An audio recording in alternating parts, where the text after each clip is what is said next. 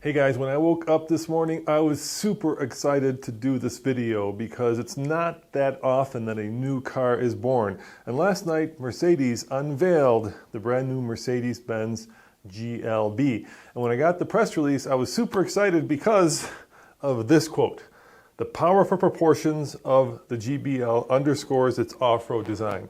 And as you know, off-roading, overlanding has become a thing, and manufacturers are starting to design cars that can go off-road.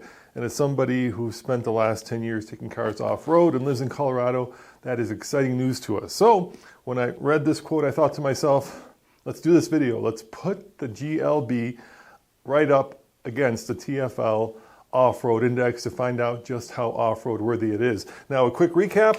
As you recall, the TFL Off-Road Index, or ORI, is a score based on 100 points, with 0 points being basically a NASCAR on slicks in terms of its off-road ability, and 100 points being the most capable off-roader that really doesn't exist. Now, we score things like four-wheel drive, transfer case, all-terrain tires, and then we assign points depending on whether the vehicle has these things or not. And then at the end of the day, we get a score that you can use to see just how off-road worthy the vehicle is. So we thought, let's take the GLB and let's assign points and let's give it an TFL ORI score. Except there was a problem, and a very significant one, and that is that Mercedes has not released, or at least not posted, a lot of the numbers that we need to score the vehicle. For instance, we don't know the approach departure angle, we don't know the breakover angle, we don't know if it has armor, skid plates.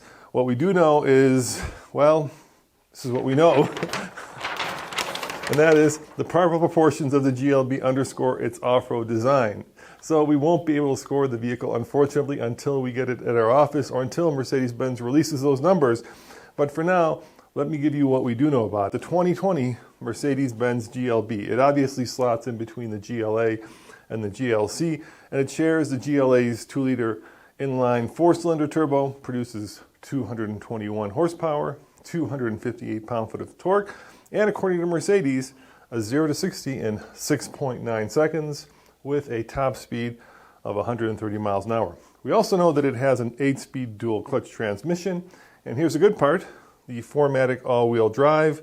No official economy specs as of yet, so we don't know what kind of fuel economy it gets, and pricing is to be announced, but we're guessing it's somewhere between, let's say, 34 on the low side, which is what a GLA starts at about, to 41 on the high side, which is what you'd pay for a GLC. Now here's the interesting bit.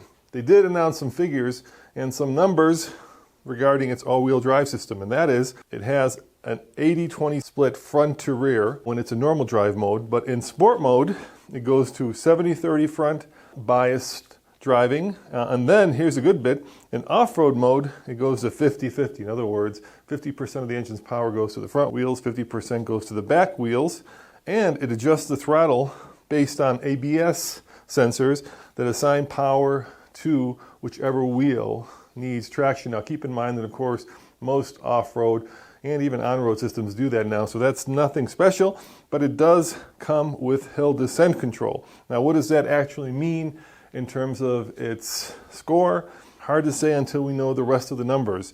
We do know that it will be on sale near the end of 2019, and perhaps, and I didn't bury the lead, but I am putting it at the very end of this video, and that is the vehicle does offer optional 3-row seating, which means that between 5 up to 7 seat configuration.